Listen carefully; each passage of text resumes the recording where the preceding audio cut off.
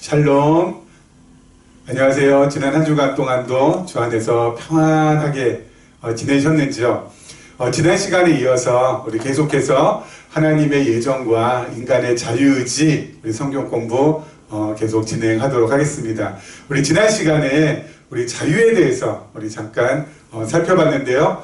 우리 철학에서 말하는 자유와 그리고 우리 성경에서 말하는 자유, 그 개념이 서로 다르다고 했습니다. 그래서 우리 철학에서 말하는 자유라는 그러한 개념을 가지고 우리 성경으로 들어갈 때는 성경으로 들어가게 되면은 반드시 그 해석학적인 오류, 그러니까 이 성경에서 말하고자 하는 그러한 말씀이 아닌 다른 말씀으로 어떻게 보면 변질된 말씀, 왜곡된 말씀으로, 곡해된 말씀으로 우리에게 다가올 수 있기 때문에 주의를 해야 된다라고 말씀을 드렸습니다.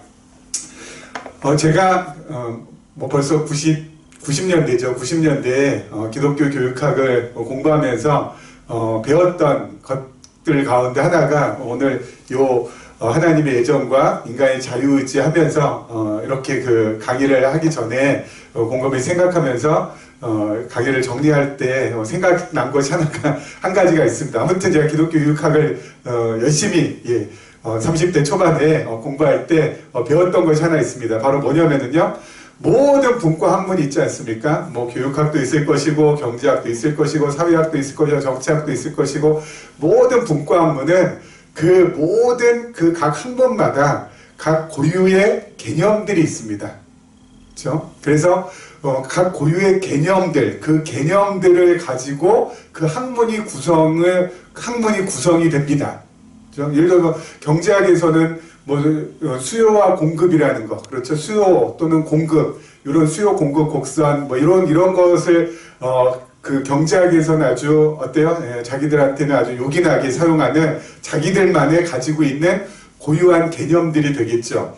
또는 사회학에서는 인간 소외할 때 소외, 그렇죠? 이 소외라는 개념을 이 사회학에서는 자신들만이 개발해서 자신들의 학문 공동체에서 그 안에서 창출해낸 개념이죠. 그래서 그걸 가지고 사회 현상을 갖다가 분석을 하게 되는 거 아니겠습니까? 그리고 갑자기 또 화학 같은 경우에는 우리가 잘 알다시피 어때요? 이 원소 주기율표 이런 것은 화학에서밖에 있지 않습니까? 수헬, 리베분 이런 식으로 과거에 외웠던 것 같은데 이런 원소 주기율표, 그래서 각 원소 그 원소 단위가 어떻다라는 것은 화학에서만 말하고 있는 그 고유한 개념이라는 것이죠. E는 MC-자승 해가지고 에너지는 맞죠? 그건 물리학에서 얘기하는 거죠. 현대 물리학에서 에너지는 M이 질량인가요? 거기에다 C가 빛의 속도인가요? 그래서 빛의 속도의 자승 해가지고 에너지가 그렇게 된다라고 제가 얼핏 고등학교인지 대학교인지 잘 모르겠는데 그때 배운 기억이 있습니다. 이렇게 각 학문마다 자기 고유의 영역이 있다라는 거죠. 각 고유의 영역. 그리고 그 고유의 영역 안에는 자신들만이 독창적으로 개발해낸 고유한 개념들이 있다라는 거죠. 그런데 그런 개념을 가지고 그런 개념이 있는데 그 개념을 아무 다른 학문에서 갖다 사용하면은 어떻게 될까요? 그 개념 하나만, 예를 들어서 아까 잠깐 얘기한 소외라고, 이게 이제 사회학에서 나온 용어인 걸로 알고 있는데요. 사회학에서 만들어낸 이 소외라는 요 개념, 그렇죠? 이 소외된다, 소외당한다 할 때 요 개념, 이 사회 현상을 분석할 때, 인간 사회를 분석할 때, 요 사회학에서 소외라는 개념을 쓰는데, 요 소외라는 개념을 가지고, 예를 들어서, 경제학 같은 경우, 경제학자들이, 요 소외라는 개념을 자기 학문으로 딱 들여온다. 라고 했을 때는, 여러분, 요 소외라는 것만, 요 단어 하나만 이렇게 딸랑 가지고 들어오는 것이 아닙니다. 그럼 뭐냐면 이 소외를 설명하고 있는 그야말로 수많은 배경, 수많은 지식, 요것들이 함께 딸려오게 되는 거거든요. 그러니까 소외라고 우리가 딱 일단 생각할 때는 그냥 소외인가 보다라고 하지만 그 소외를 설명하는 사회학에서의 어떤 그런 설명이나 또 해석이나 이런 것들이 전부 다 있을 거 아닙니까? 그렇기 때문에 이런 것들도 같이 들어오게 된다는 거죠. 그러니까 소해만 갖고 온다고 해서 딱 갖고 오는 게 아니라 소해는 빙산의 일각일 뿐 그 빙산 밑에 어마무시한 엄청난 사회학적인 배경을 가지고 경제학으로 예를 들어서 들어오는 거기 때문에 경제학에서는 어때요? 소해라는 요 단어를 또는 이런 개념을 쓸 때는 이미 어떻게 해요? 사회학에 있는 모든 것들을 가지고 들어오는 거기 때문에 경제학에서만이 설명할 수 있는 소해라는 것이 생겨나지 않는다라는 거죠. 왜냐하면은 이마만큼 엄청난 큰 게 와가지고 어때요? 이 경제학을 무엇으로요? 사회학으로 오히려 환원시켜버린다는 거죠. 무슨 말씀인지 아시겠나요? 제가 조금 설명이 어렵나요? 예? 왜 이런 말씀 드린지 알죠? 철학에서 자유라는 개념이 있지 않습니까? 우리 지난 시간에 얘기한 것처럼 자유라는 개념이 있는데 철학에서 자유라는 개념. 철학에서 이 자유라는 이 개념을 갖다가 설명을 해가지고 있는데 이 자유라는 개념을 설명할 때도 어때요? 이 밑에 어마어마한 이 자유라는 개념을 설명하기 위한 이 역사적인 배경 그리고 또 수많은 철학자들이 이야기했던 것들 이런 것들이 이게 한꺼번에 이게 왕창 있는 거예요. 그래서 이 자유라는 것을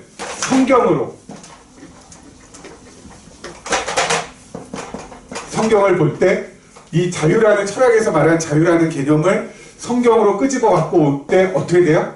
그냥 요 자유 단어 요 하나만 딱 끄집어 갖고 오는 게 아니라 자유를 설명하고 있는 철학의 정말 엄청난 배경들, 그 설명을 할 수 있는 그러한 여러 가지 철학이 가지고 있는 고유한 것들이 이 성경을 볼 때 요것이 다 그냥 같이 딸려서 들어오는 거라고요. 그래서 이 성경을 무엇으로 환원시켜버려요? 철학으로 환원을 시켜버려서 성경을 갖다가 성경대로 보는 것이 아니라 성경을 철학화시켜서 보게 된다는 거죠. 그렇기 때문에 성경을 볼 때는 가장 좋은 게 뭐예요? 자유라는 것도 성경이 말하고 있는 자유가 있어요. 그렇죠? 우리 지난 시간에 말한 대로 성경이 말하고 있는 자유가 바로 뭐라고요? 성경에서 말하는 자유는 죄에서 해방되어 하나님의 종으로 즉 성령에게 매어진 상태, 죄에서부터 해방되어 있는 상태, 그래서 성령 안으로 들어와 있는 상태를 성경에서는 뭐라고 한다고요? 자유라고 한다고요. 그러니까 이 철학에서 말하고 있는 자유라는 개념하고 성경이 자기 자신이 말하고 있는 자유라는 개념이 완전히 다르고 완전히 틀리다고요. 그렇기 때문에 이것을 가지고 철학을 가지고 성경으로 들어오면은 성경이 철학으로 환원돼 버려져 가지고 성경을 무엇으로 볼 수밖에 없어요. 철학으로 볼 수밖에 없고 그 철학으로 보는 성경은 철학적인 관점에서 보는 성경은 서로 아구가 안 맞는 서로 어때요? 이 성경이 말하고 있는 그 원래의 내용과 철학적인 관점에서 보는 것하고는 완전히 틀어져 버리기 때문에 이게 완전히 곡해되고 왜곡되어서 우리에게 다가오게 된다고요. 아까 그 말씀이 그 말씀입니다. 좀 설명이 좀 어려웠나요? 제가 또 깊을 때는 좀 깊은 사람이거든. 이렇게 또 이건 자기 자랑이 아닙니다. 아무튼 이렇게 또 이런 내용이 이렇다라는 거. 그래서 이 철학을 가지고 성경을 보면 안 된다라는 것을 과거에 제가 기독교 교육학이라는 학문을 할 때 배웠던 그 토대를 가지고 잠깐 좀 설명을 드렸습니다. 자, 우리 지난 시간에 이어서요 요한복음 그리고 로마서 요거 우리가 이제 한다고 했는데 오늘 한번 보도록 하겠습니다. 요한복음 8장 32절부터 36절 말씀까지 보겠습니다. 진리를 알지니 진리가 너희를 자유롭게 하리라.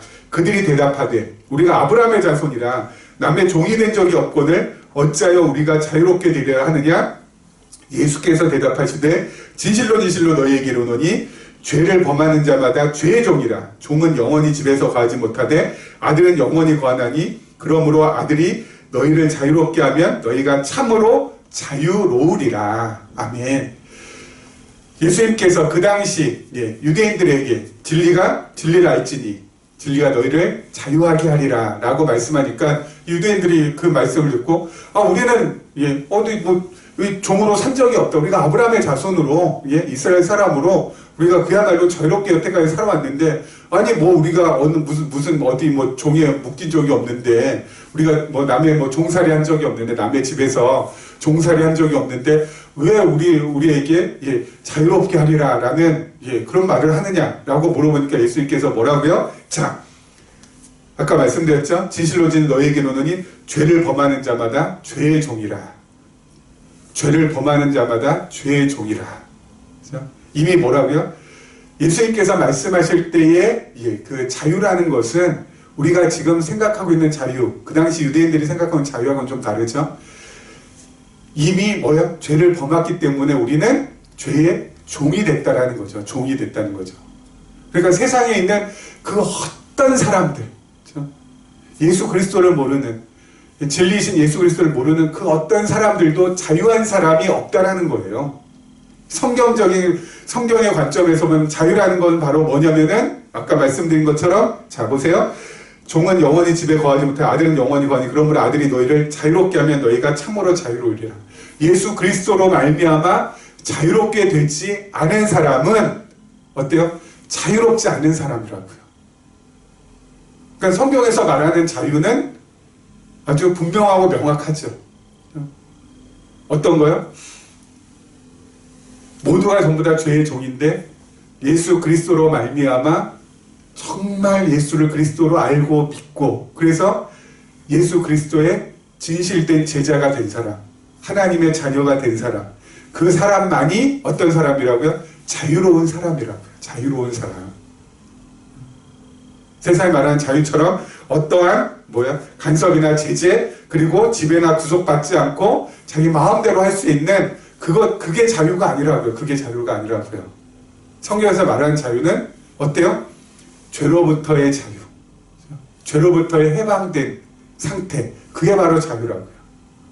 그러니까 이 성경에서 말하는 그 자유에 대한 개념을 가지고 성경을 봐야 되는데, 그게 아니라 철학에서 말하는 자유라는 개념을 가지고 들어와서 성경을 보게 되니까 우리가 자꾸 어때요? 이 자유, 그리고 조금 이따 설명드린 의지, 이게 자꾸 어때요? 이 성경하고 충돌되는 거예요. 그렇죠? 성경하고 충돌되는 거예요. 자유의지 그러면은 내가 마음껏 할 수 있고 내 마음대로 할 수 있고 그 어떤 것에 제재도 안 받고 그야말로 방종을 방불케 하는, 예, 그러한 자유, 그리고 그걸 누릴 수 있는 나의 어떤 의지, 그런 걸 얘기하는데 성경에서 그걸 얘기하지 않는다고요. 여러분, 성경 우리 지난 시간에 잠깐 말씀드렸잖아요.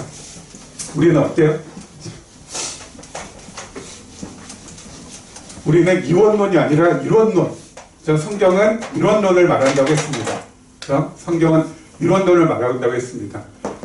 최고 선이신 하나님 안에 뭐가 있다고요? 악이 있다고요? 사탄이겠죠? 그럼 우리는 어디 있다고요? 아직까지 구원받지 못한 사람들은 그냥 요 안에 있습니다. 요 안에. 죄의 종으로 그냥 요 안에 갇혀 있는 거죠. 그렇죠? 죄의 종으로 갇혀있는 이 상태, 이 상태가 여기에서 뭐 철학에서 말하는 뭐 아무런 뭐 제재 없고 간섭 없고 구속받지 않고 지배받지 않고 하봤자 어때요? 악 속에 있기 때문에 이건 뭐라고요? 그건 자유를 만끽하는 것이 아니라 무엇을 지금 만끽하고 있어요? 죄의 종으로 쩔쩔거리면서 살아가는 것을 그걸 또 만끽한다고 할 수 있을까 모르겠지만 그런 상태예요. 예? 절대 자유롭지 못해요. 철학에서 말하는 자유, 어떻게 보면 그것은 허구이고 허상이고 그냥 상상일 뿐이지 실제는 그렇지 않습니다. 예? 자, 그럼 우리는 어디 있어요? 여기 있다고요. 여기. 나중에 이제 하나님 앞에 가면 여기로 이제 올라가겠지만은 예수 그리스도를 믿는 사람은 여기에 있어요. 여기는 바로 성경의 표현대로 육신의 소욕. 그렇죠? 육신의 소욕 가운데 우리가 지금 마음 한가운데가 있고요. 또 하나는 이제 여기 이 상태가 되겠죠. 요 위에. 이건 바로 뭐예요? 성령의 소욕, 또는 영의 소욕이라고 하죠. 자, 그러면 우리 마음은 지금 예수 그리스도를 믿는 우리는 성령의 소욕과 육신의 소욕 둘로 되어 있어요. 그러면 내 소욕은 어디 있을까요? 내 소욕. 없어요. 성경에서는 우리 안에 이 두 마음만 있어요. 두 소욕만 있다고 해요. 내 자신, 나는 그래서 어때요? 내 소욕, 내 욕망, 자꾸 착각하고 있는데 없어요. 그럼 뭘까요?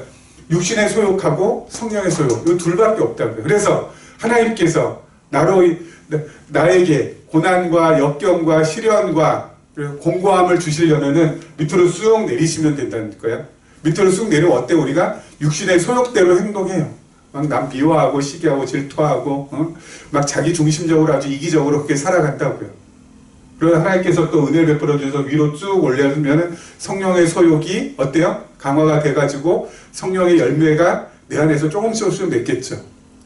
사랑, 희락, 화평, 오래 참음, 자비, 양선, 온유, 충성, 절제. 그렇죠. 이 성령 9가지 열매가 조금씩 더 맺어가겠죠. 그러니까 하나님께서 우리를 때로는 이쪽 위로, 또는 이렇게 밑으로. 그러면 내 마음은 내 마음이 아니라니까요. 그렇죠? 예. 내 마음은 내 마음이 아니에요. 내 마음은 어떻게 보면 냉정하게 얘기하면 내 마음은 내 마음이 아니고 내 마음은 내 마음이 아니고 내 마음은 없어요.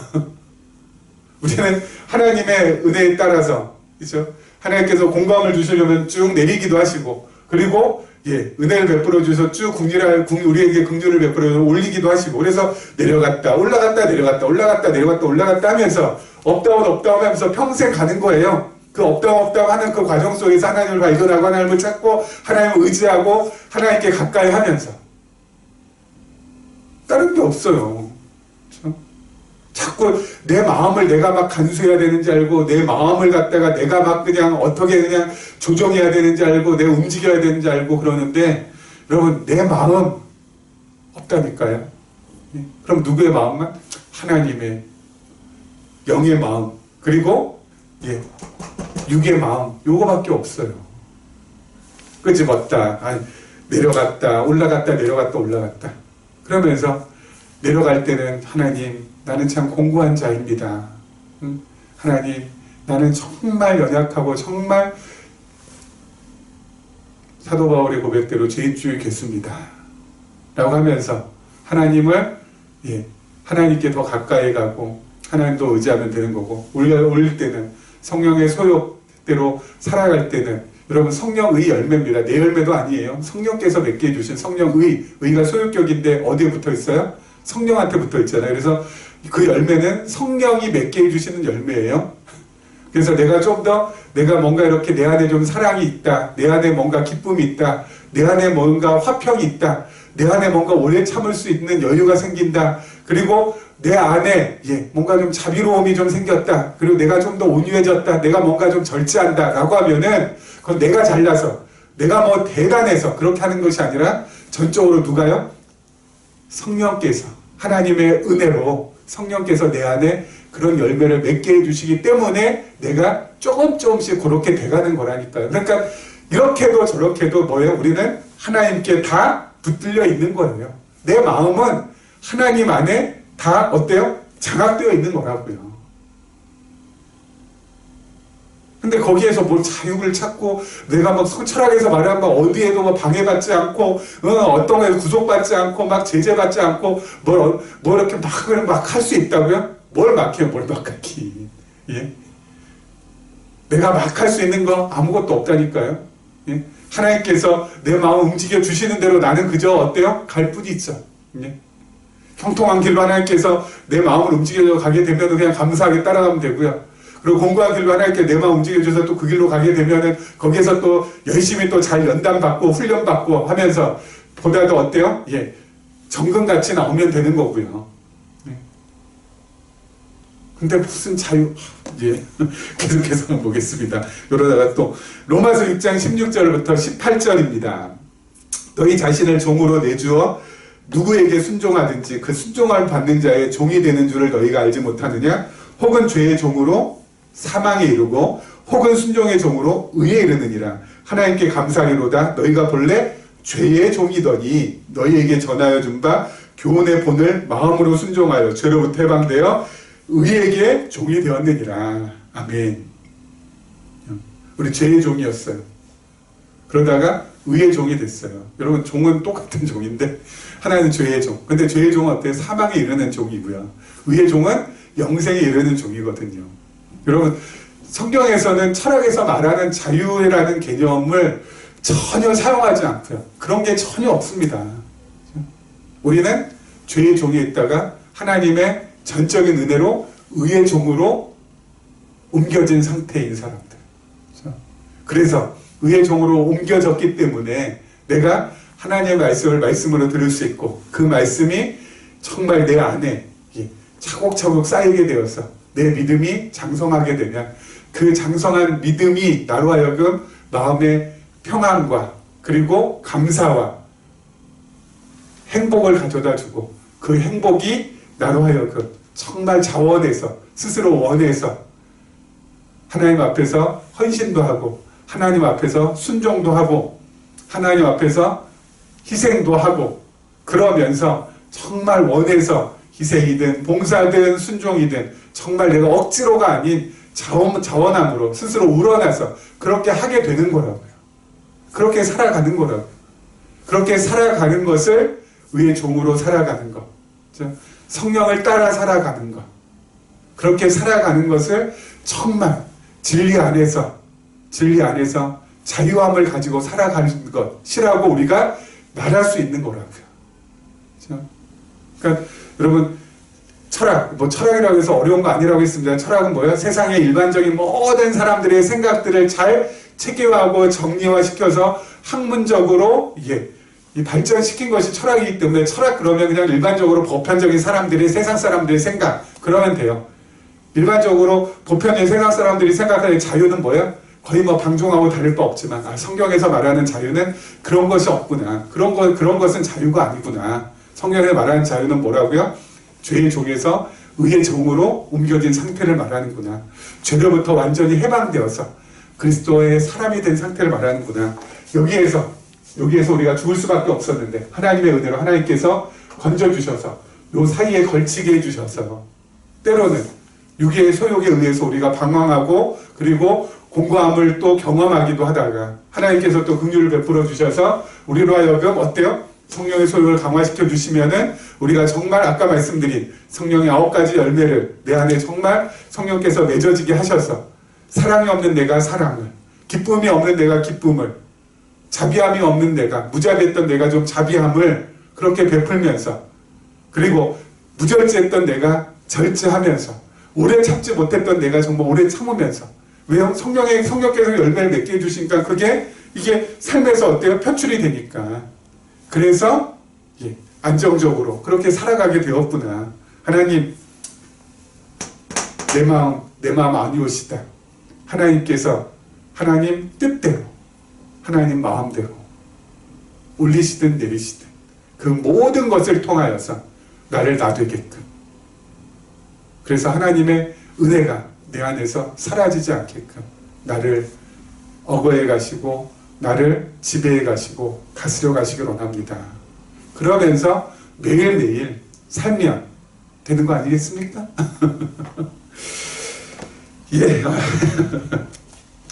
하다 보니 또 2번을 좀 해야 되는데 오늘 요 2번 이 의지에 대한 부분은 아마 다음 시간을 또 넘기게 될 것 같습니다. 아무튼 최대한 좀 쉽게 그리고 또 어떻게 하면 좀 이렇게 좀 힘들지 않게 가려고 저 나름대로 지금 애를 쓰면서 강의를 하고 있는데요. 어떤지 모르겠습니다. 강의에 대한 혹시 피드백 해주실 분 계시면은 언제든지 서슴지 마시고 요 아래에 나와 있죠. 기쁨의 길 홈페이지 들어가시면 Q&A 게시판에 올려주시거나 아니면은 저희 기쁨의 길 홈페이지 가면은 주보 이렇게 누르면은 제 연락처가 거기 나와 있어요. 그러니까 제 연락번호에다 직접 문자로 보내주신지 해서 우리 강의에 대한 피드백 해주시면은 제가 계속해서 앞으로 강의에 나가는 데 있어서 도움을 좀 많이 받을 것 같습니다. 아무튼 여러분들 오늘도 여기서 마무리 지어야 되겠고요. 우리 다음 시간에 또 뵙도록 하겠습니다. 지금까지 여러분 시청해 주셔서 너무너무 감사합니다.